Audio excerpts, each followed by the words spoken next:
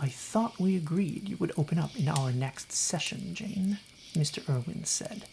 That email was very concerning. Please, let me help you. She studied him, still trying to figure him out, to save him if she could. Well, we were doing the same thing, listening through the door. Well, Firehound was. He was the only one we trusted to remain undetected. We knew he'd be perfectly still and silent. That left only his scent as a possible giveaway, but that was easily remedied thanks to a nifty gift that the spirits had taught him. Gloria and I were in the next room, waiting for the right time to show ourselves. How I wish it was that simple, she answered honestly, before going on script, talking about things she'd never told him before, things she'd kept to herself most of her life, talking about her very real experiences growing up different, destined to be one of the mystics of the Garou. She'd seen things no one else noticed, things that seemed important, seemed meaningful, things that terrified her growing up. That is until she understood them for what they were, spirits talking to her. But she left that part out. What she did go deep into, however, was how that difference made her stand out from the crowd, made her odd, made her weird, made it difficult to connect to people, to forge friendships. Until that night, the night the madman had slaughtered all those people. The night when everything changed. She said the word with purpose. It was truth and bait intertwined. She looked at him intently then, scanning for any response, any signs. She was afraid of what she would see, but he would probably interpret it as fear of being judged. There is nothing to be ashamed of, Jane, he said. That night was terrible. It changed a lot of things for a lot of people. That last bit seemed heavy, like he'd meant it. We knew from the laptop that Evan had acted without the knowledge of his pack. They had not seen the Gorehound coming that night either. And yet, they were all on the field. Gloria and Firehound had to fight them off and slow them down while I got Jane to safety after her first change. What had been their side of the story? What had they been through that night? Why had they come out in strength? Were they trying to stop it too? Surely not to help or save anyone. Surely only to save whatever horrific plan they had hatched. But for a second there, the Black Spiral Dancer seemed almost human, almost redeemable. Jane, he continued, it's going to be a journey, but in time, you must learn to let it go. It's not your fault. You couldn't help it. What can one person do against such horrors? Nothing. You can't do anything to help your friends now. And then it dawned on her. Oh, you cheeky motherfucker, she said. Apathy and despair. That's how you get to the kids. Excuse me? He replied, shocked. I didn't see it before now, she answered. But you keep saying these things. You hide them well in soothing words. You hide them in platitudes and kindness and words of encouragement like it's not your fault. But at the end of the day, your message is to let go, to give up. That we couldn't have changed a thing. You help by convincing us over time that we're useless. What can we do against such horrors? We can fucking fight back. I have fought back. I killed the monster you let loose, Mr. Irwin. I killed the Banes you left at the trap site. It was me, Mr. Irwin. And you're never getting into my head. You're never, ever going to make me feel powerless. He was silent for a little, reeling back. So, you joined the losing side, he said finally. I'm disappointed in you. You're disappointed? She replied. You play with the minds of the kids you're supposed to help, and you're disappointed in me? Oh, Jane, I am helping these kids. You're Garou, you're hardly the typical case, but look around you. What can these kids do? They worry about school dances and popularity and zits, all the while completely oblivious to the fact that the world is ending around them. I could tell them the truth and they'd panic and be terrified for a few years. Or I could put their minds to sleep and let them off gently. What on earth are you on about? She answered. Oh, don't you patronize me. I've been healing the sick since you were wearing diapers. I wasn't always a dancer. I was Garou once too. I was a children of Gaia, keeping my brothers and sisters alive until the next fight, and doing my job as a galliard, keeping the lights of hope lit. But what's the point? To watch them all die anyway? Fighting the wrong fight? Saving the world is not the wrong fight, she screamed back. You're not saving a damn thing, he replied. The Garou excel at victim blaming. Look at how you treat your Krynos born. Look at the hate you make them feel for themselves. You even blame the worm for all the problems in the world. You think Father asked things to be this way? He's a victim of the Weaver, driven mad by pain. And instead of helping free him, you want to kill him? She was utterly unfazed. And how exactly, she said, is turning Vicky Kind into a murderer helping anyone? How is that helping the worm get free? It's not, he replied, anger and sadness in his voice. That was not supposed to happen. That wasn't the way it was meant to go down. Screeches the echoes, he obeyed the voices. He wasn't listening to us anymore. He was too far gone. How else was this supposed to go down? She said. You serve madness, and you didn't plan around your third hearing voices? None of your plans will ever work. None of them will ever do good. It can only bring pain. Silence. Cold, dead silence. I don't think I can help you anymore, Jane, he said, realizing this conversation was going nowhere. I agree, she said. I'll request another therapist in the morning. As if on cue, the door burst open as a gleaming 9-foot-tall she-wolf punched it off its hinges.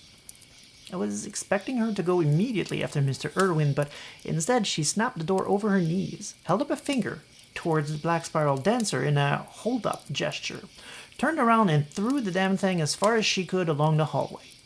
Only then did she pay any mind to the ex-child of Gaia. He'd actually stayed right there in complete bewilderment. If you don't remember, Gloria spent the last fight being uselessly stuck through a door. She clearly wasn't too keen on repeating that experience. She stood there, waiting for Mr. Irwin to make his move, knowing she could take him. He knew it too. That's probably why he blinked right into Krynos' shape and jumped out the window. Unlike his third associate, he didn't use it to cross over into the Umbra. That had been a once-in-a-million chance to work gamble done by Thurge, an expert in umbral matters that had probably rigged that bet beforehand and who probably knew exactly what was waiting on the other side. Allied Banes that he recruited himself. Mr. Irwin didn't have a shot in hell of crossing over before hitting the glass, and who knows what's waiting on the other side of a high school? Who would want to know? We had not planned for this eventuality. The office was on the 3rd floor. One would have to be desperate to try this, or insane, which, in context and retrospect, we should have planned for. Thankfully, someone had. Someone with only one barely functional arm.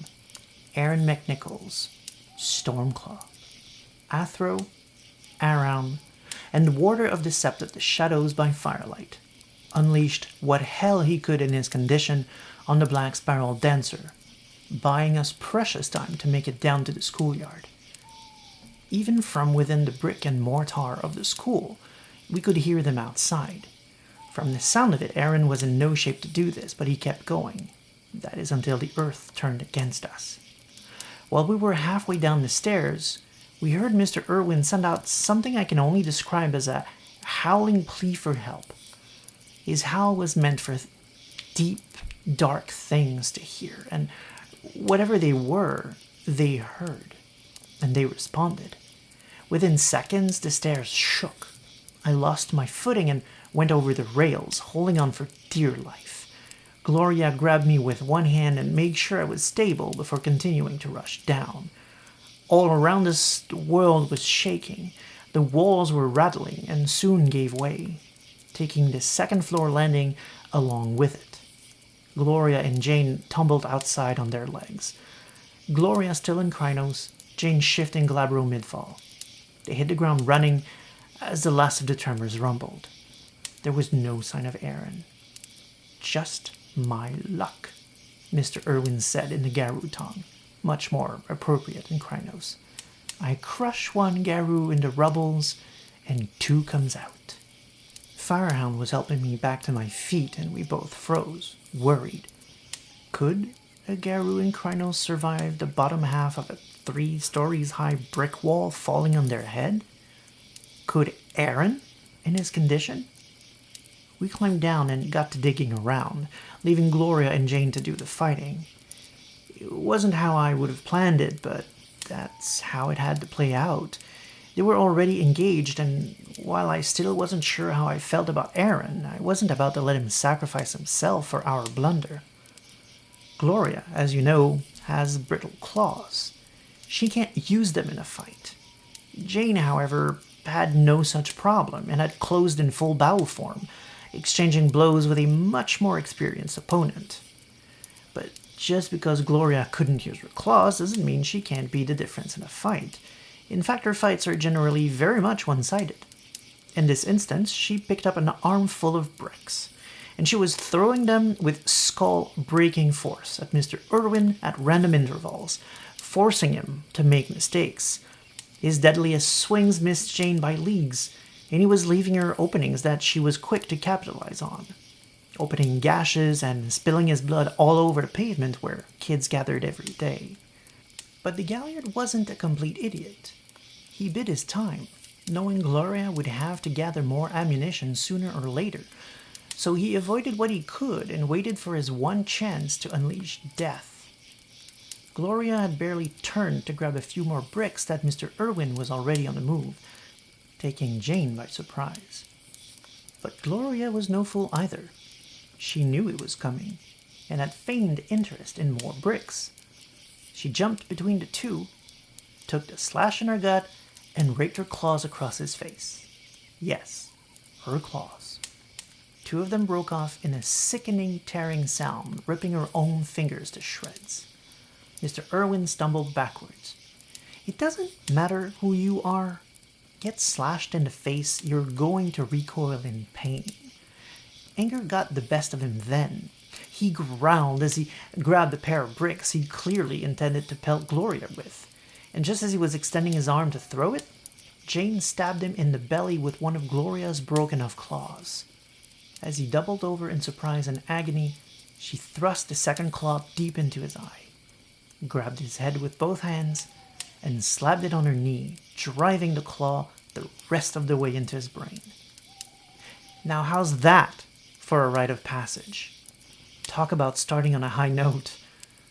The body fell to the ground, reverting to his natural breed form, Hamid, after a few seconds.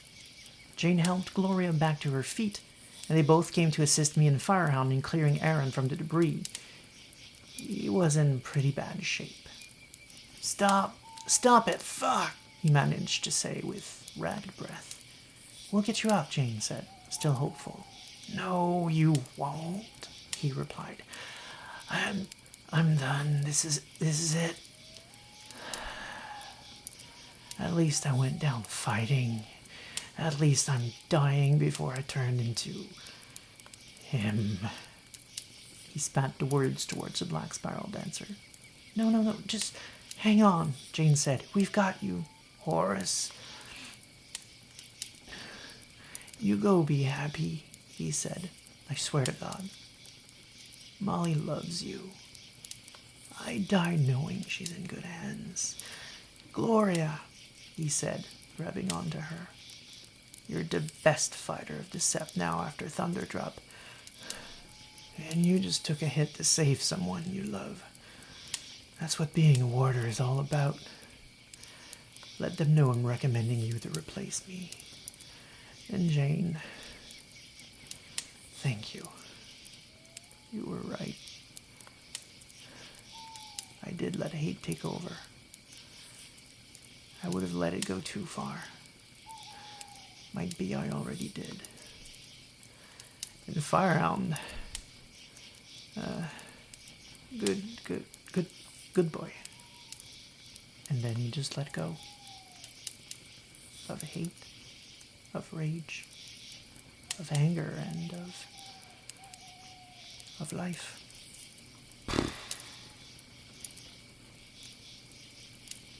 We returned to the Sept to learn that the pack dispatched to take care of Mr. Lively and suffered serious casualties. Turned out Mr. Lively was the Aram and served as high school secretary just so that he would hang around Miss Hale to serve as her bodyguard. He did not go down easy, taking 2 Garou with him. Miss Hale survived the attack from Thunderdrop's pack, though not for any fault of their own. She was ready for them and blew up her own house to cover her escape. The pack made it out alive, but 4 other residents of the building were not so lucky. By the time the pack was back on their feet, the Black Spiral Dancer was long gone. Gloria did become warder after Aaron passed away for about a year, long enough for someone to take over for the long run. By then, Jane had officially joined our pack, and together we left the Sept to hunt down Miss Hale. That adventure took a few years and led us to strange corners of the worlds. Yes, worlds, plural. When that was done, we came back and settled in for good. Over the years, Gloria confronted her parents about the Grand Clave that was her birthright. Firehound avenged his previous pack from a monstrous bane up north. I got married, and Molly and I have 4 amazing children. All kinfolk, as far as we know anyway. All wonderful. About a year in, we freed Jane's father from the Abyss, another one of the near realms of the Umbra. So many great adventures. But before we could do all that, Jane first had to complete the ritual and meet the spiritual patron that would choose her. Now I ask you, can you guess which tribe she joined?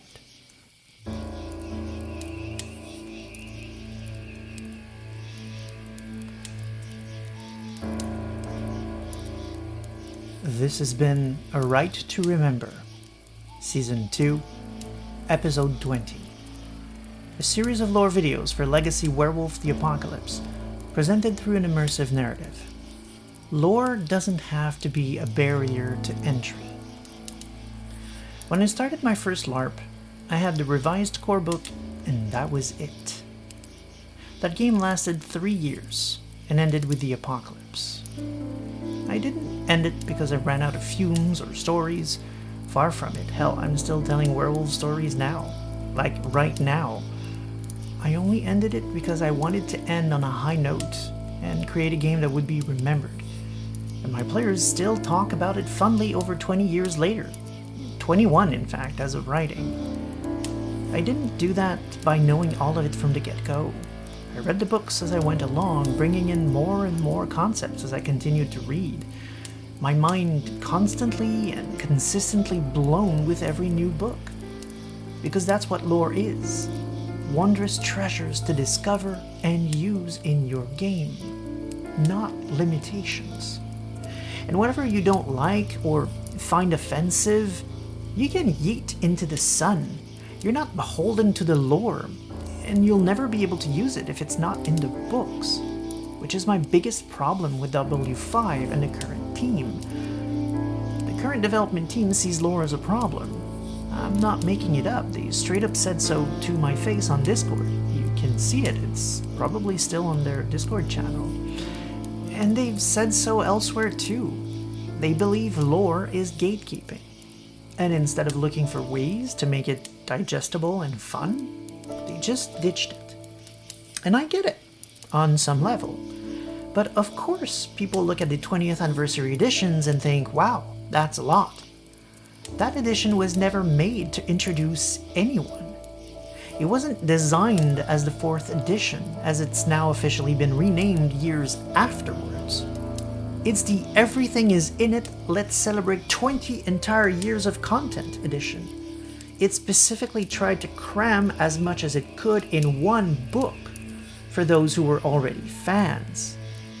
That is not the way in. If you liked what you heard, or can see how some of that might be cool to use, then I've got you. Beyond what I've already covered, I suggest you get one of the core books. I wouldn't go with 1st or 2nd edition, but revised or W20, and actually more revised for the reasons I said above. And then move on to the revised player's guide, or if you're the storyteller, get the storyteller's handbook. With only those 3, you're already set. You're golden. You have a ton to work with. Let's call that the essential starter pack. And you know what? If you don't want to drown in lore, you can stay there. It's perfectly fine. Now, of course, if you want to dig a little deeper, that's fine too, and I'm here to help. As a player, I would recommend you get your favorite tribe's tribe book, and the Book of Auspices, and eventually move on to other tribes you find cool. The more tribe books you read, usually the better general idea you're going to have of the setting as a whole. Whereas as a storyteller, I would recommend getting the 3 Triad books. Wild and Weaver are only revised, but Worm exists in pretty much all editions. I would recommend revised or W20, then get your hands on Possessed and one of the books on the Umbra. I personally recommend W20s. And feel free to take your time. Back in the day, we read those books as they were coming out, over several years, a decade even. You don't need to absorb it all right away. After that, it's really a question of figuring out what you wish to expand on, if you wish to at all. At this level, you really have everything you need. And yet, if you want to go still deeper, for the spirit stuff, I would say get Axis Mundi and Amor Enclave. If you want scarier or deeper antagonists, grab Chronicles of the Black Labyrinth for inspiration on dark deeds and dark rituals for cultists and worm followers. And then grab Freak Legion for an entire book just on Fomori. If you want to go into town or go corporate, you can delve into the Pentex books and Book of the City. And then if you feel fancy, you can go really deep and start reading on the other shapeshifters. And if that's too much content, you don't have to read all of their breed books either. For a general overview, you can grab one of the player's guides to the changing breeds instead. That said, if you are up for it, I really do recommend reading the breed books. It's some of the most inspiring and awe-inspiring content you'll ever get reading Werewolf the Apocalypse. Whatever you do, just remember to ease into it. 1st, 2nd, and revised didn't all come into the world in the same week. Us so-called old guards, we didn't get all that lore just implanted into our brains. We read it over several years. W5 could have done the same.